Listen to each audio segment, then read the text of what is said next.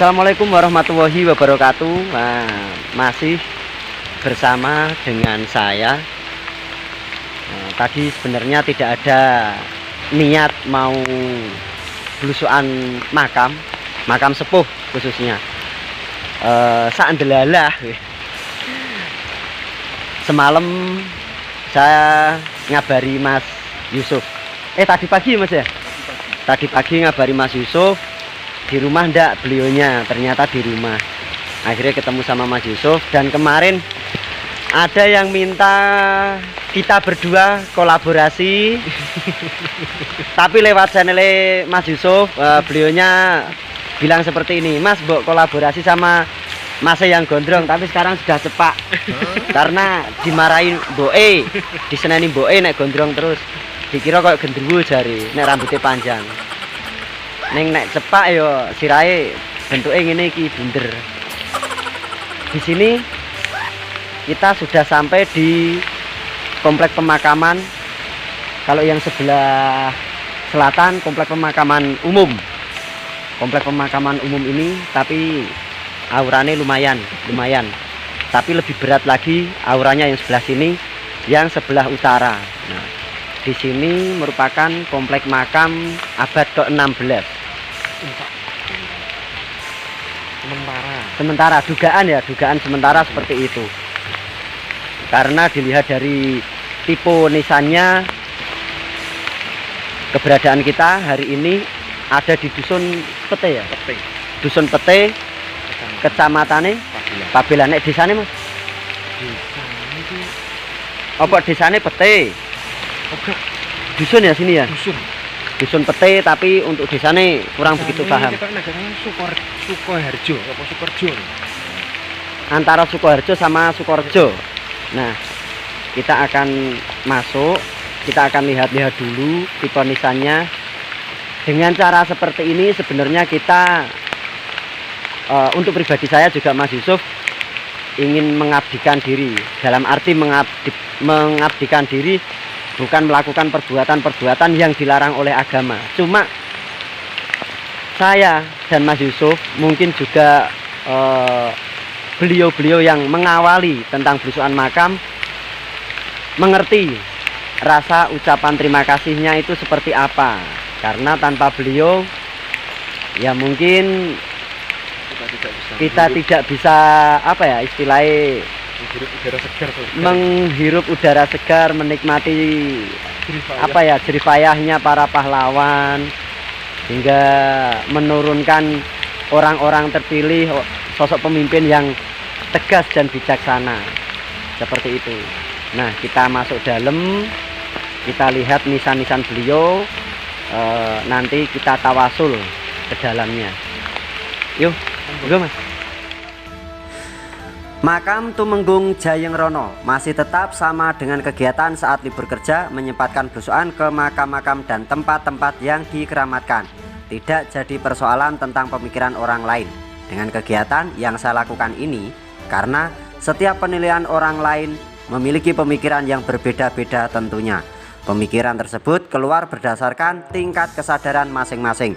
Tingkat kesadaran itu menghasilkan pemikiran antara positif dan negatif. Sebagai contoh pemikiran yang positif, 1. Masyarakat akan mensupport dan memberikan analisa berupa pendapat yang kemudian akan disampaikan lewat pesan. Support tersebut berisi tentang dorongan dan semangat untuk tetap melakukan kegiatan yang bermanfaat. Pendapat dari masyarakat biasanya berisi tentang bagaimana cara menindaklanjuti objek yang kita datangi. Yang kedua, memberi saran dan masukan mengembangkan objek tersebut jika memang objek yang dimaksud memiliki sisi sejarah yang bermanfaat. Ketiga, meminta untuk menceritakan alur makna dan tujuan tentang objek yang kita datangi, dengan harapan supaya warga sekitar lebih yakin bahwa objek tersebut mengandung unsur sejarah dan tidak ada keraguan untuk ikut berperan serta melindungi dan melestarikan objeknya. Adapun untuk pandangan yang negatif, saya kira untuk kejadian ini banyak yang mengalaminya. Mungkin dari teman-teman yang memiliki hobi dan kegiatan yang sama akan mendapatkan perhatian dan penilaian yang negatif. Penilaian negatif itu berupa doktrin yang mengarah tentang kemusyrikan, perkelenian, atau mencari benda pusaka atau benda bertuah lainnya.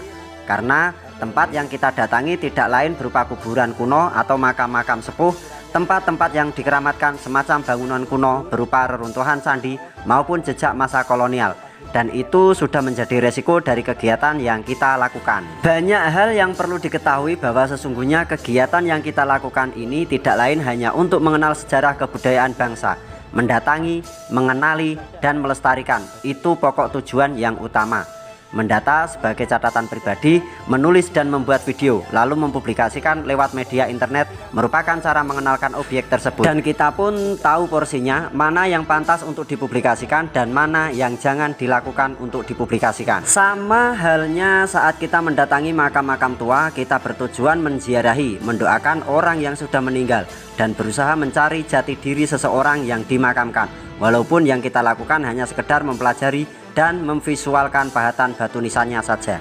Karena pada dasarnya kegiatan yang saya lakukan ini baik untuk diri saya, mungkin juga bisa dibilang tidak baik untuk orang lain. Jika mendengar nama-nama tokoh pada masa kejayaan kerajaan di Pulau Jawa, naluri terpaku dengan membayangkan kehidupan beliau pada masa itu, walaupun sekedar gambaran ilustrasi saja, seolah-olah kita ikut menyaksikan sepak terjang beliau memimpin suatu peradaban masa itu. Dan dari sini saya akan berusaha mengupas tentang siapakah beliau Tumenggung Jayeng Rono tersebut.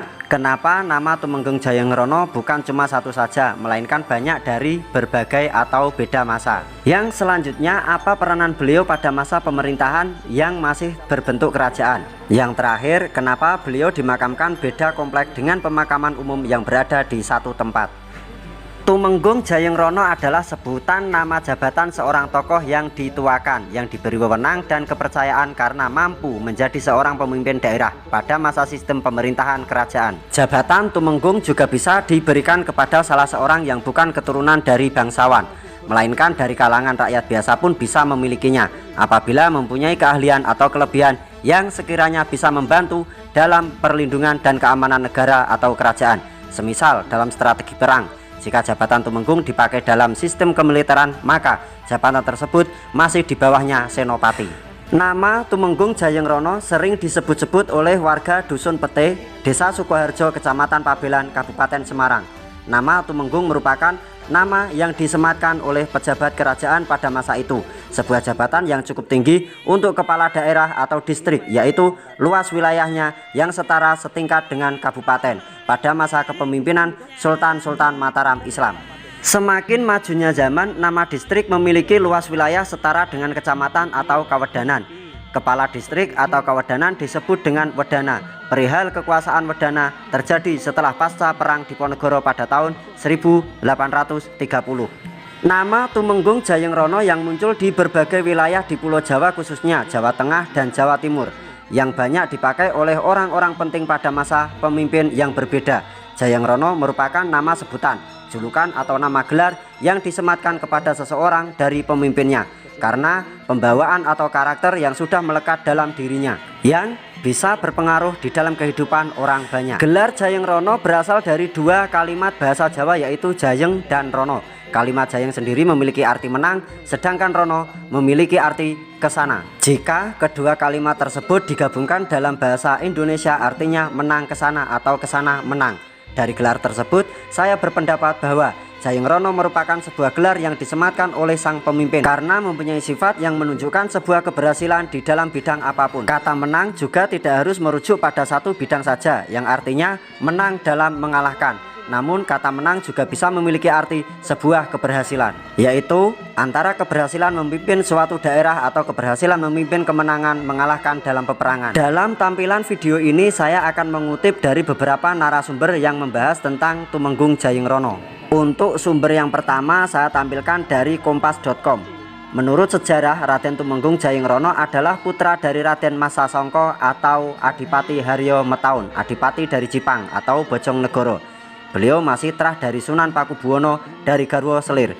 Beliau menyamar dari kebangsawanannya, bergabung dan menjadi rakyat biasa di desa Keranggan, Sukorejo, wilayah Ponorogo. Tepatnya pada tahun 1696. Di desa tersebut beliau membantu keamanan desa yang kala itu masih rawan. Pada saat Sunan Pakubuwono II mengungsi ke Ponorogo, beliau melewati desa Keranggan. Di situ Jayeng Rono bertemu dengan Sunan Pakubuwono. Permintaan Sunan Pakubuwono terhadap Jayeng Rono untuk nderekke, istilah bahasa Jawa, atau diminta untuk mengikutinya, karena Sunan Pakubuwono yakin bahwa Jayeng Rono masih keturunan bangsawan. Terlihat dari sopan santunnya, halus dalam penyampaian ucapannya. Akhirnya Jayeng Rono nderekke sang Sunan untuk bertirakat dalam pelarian di daerah Pulung, Sawo, Bayangkaki, Tegalsari, Menang, sampai kondur atau pulang ke kerajaan untuk merebut tahtanya kembali. Sebagai hadiah karena jasa Jayeng Rono ikut membantu merebut tahta kerajaan, beliau dianugerahi jabatan sebagai bupati dan mendapat gelar Tumenggung pada tahun 1745. Kala itu Bupati Ponorogo Raden Subroto mempersilahkan Tumenggung Jayeng Rono untuk memilih tempat yang akan menjadi wilayah untuk membuka lahan. Daerah tersebut sekarang menjadi Siman, Melarak, dan Pulung. Kala itu bernama Kabupaten Pedanten yang berpusat di Patihan Kidul atau sisi selatan Siman. Untuk kutipan sumber yang kedua dari jaringan santri.com, ketika pasukan Sunan Kuning atau Mas Garendi yang dipimpin Kapiten Sepanjang dari arah Salatiga dan Boyolali berhasil menggempur benteng dan menguasai Kartasura pada bulan Juni 1742. Pakubuwono II dievakuasi oleh Kapiten Van Hohendorf dari VOC dan melarikan diri ke arah timur dan menyeberangi Bengawan Solo ke Magetan sampai Ponorogo. Peristiwa tersebut ditandai dengan Condro Sengkolo yang berbunyi Pandito 6 Angoyok Jagat, artinya raja yang kehilangan keratonnya. Dalam pelarian, Pakubuwono II kelelahan dan beristirahat di suatu tempat. Di sana beliau diberi badek atau air ketan oleh warga. Tempat persembunyian menjadi toponimi suatu daerah yang disebut dengan Badegan, arah barat alun-alun Ponorogo, yang berbatasan langsung dengan Kecamatan Purwantoro, Kabupaten Wonogiri, Jawa Tengah. Pakubuwono II melanjutkan perjalanan ke arah timur hingga menemukan sebuah padukuhan kecil dengan bangunan rumah yang sudah tertata rapi beserta alun-alunnya. Pakubuwono II singgah ke salah satu rumah yang besar, dan ternyata rumah tersebut adalah milik Raden Jayeng Rono. Setelah bertanya kepada Raden Jayeng Rono, Pakubuwono II bercerita tentang pelariannya sampai ke Ponorogo. Setelah kejadian tersebut, Pakubuwono II mengetahui bahwa Raden Jayeng Rono masih memiliki trah keturunan dari Pakubuwono I, yaitu kakek Pakubuwono II dan terhitung masih paman Pakubuwono II walaupun masih seusianya. Raden Jayeng Rono adalah putra dari Raden Sasongko atau Adipati Arya Metaun, Bupati Jipang Bojonegoro dengan istri Raden Ayu Putri Nyimas Sasongko, putri Bupati Ponorogo Martawangsa II. Adipati Arya Metaun sendiri adalah putra dari Pakubuwono I dengan istri Raden Ayu Kanastren, putri Raden Aryo Suroloyo, putri Panembahan Purwito, putra dari Pangeran Prawoto, putra Pangeran Trenggono, putra Raden Fatah Sayyid Panotogomo. Dalam hal ini Raden Arya Metaun bersambung nasab sampai ke Majapahit dari jalur Raden Bondan Kejawen, dari garis ayah, dan jalur Raden Fatah dan garis ibu. Adapun garis dari istri bersambung sampai Batara Katong Ponorogo. Jadi Arya Metaun bukan berasal dari Bre Metaun sebagaimana diduga oleh beberapa orang. Sumber kutipan dari Purwowijoyo Babat Ponorogo Jilid 3. Berikut sumber dari Pulungmania blogspot.com berpendapat tentang ulasannya. Raden Tumenggung Jayeng Rono adalah anak laki-laki dari Raden Mas Sasongko atau Adipati Haryo Metaun yang dulu pernah menjabat Adipati Jipang, Kota Bojonegoro. Pada tahun 1696 Raden Tumenggung Jayeng Rono pindah dari Jipang ke Kota Ponorogo, tepatnya di Dusun Jayeng Rono. Diutus oleh Adipati Polorejo pada tahun 1708. Raden Tumenggung Jayeng Rono berpindah tugas di Ponorogo, lebih tepatnya sebelah timur, untuk menjadi staf kantor Adipati Ponorogo sampai tahun 1742. Pada tahun 1780 Raden Tumenggung Jayeng Rono wafat dan dimakamkan di komplek pemakaman yang bernama Jayeng Rono. Berikut kutipan yang saya ambil dari 3 narasumber yang berbeda namun memiliki pandangan yang sama. Jadi nama Tumenggung Jayeng Rono merupakan nama jabatan dan sematan yang diberikan oleh sang penguasa tunggal di dalam sistem pemerintahan berupa kerajaan, sehingga nama Tumenggung Jayeng Rono banyak dipakai oleh orang-orang sebelum dan sesudahnya, dan nama tersebut dapat kita jumpai di berbagai daerah khususnya di Pulau Jawa dan Madura. Orang-orang yang memiliki jabatan atau keahlian khusus tidak akan disebutkan nama aslinya. Kebanyakan yang sering dikenal malah nama sematan atau julukannya saja. Kenapa demikian? Karena nama tersebut sudah populer dan sudah banyak dikenal orang atau masyarakat yang dipimpinnya. Mungkin juga timbul pertanyaan kenapa makam sosok seorang pemimpin tidak dijadikan satu sekomplek dengan makam-makam pada umumnya. Karena dalam tradisi atau budaya pemakaman yang sudah diterapkan sejak Islam masuk ke Nusantara, penataan atau penempatan makam sudah dilakukan mulai dari yang dianggap sepuh atau tertua. Tertua di sini tidak memiliki dari segi umurnya, melainkan dari jabatan, pangkat tertinggi, dan derajat. Sama halnya komplek makam kasepuhan yang berada di Dusun Pete, Desa Sukorejo. Komplek makam paling ujung utara, baris pertama bersemayam Tumenggung Jayeng Rono beserta keluarganya. Baris kedua bersemayam para penasehat dan juga guru spiritual yang setingkat dengan alim ulama. Lalu untuk baris berikutnya pembesar era-era berikutnya. Jika kita melihat nisan Tumenggung Jayeng Rono, pahatan tersebut hampir menyerupai pahatan nisan Langgam Demak, walaupun sebenarnya memiliki perbedaan tipis dalam pahatan dan perbedaan waktu masa pengabdian.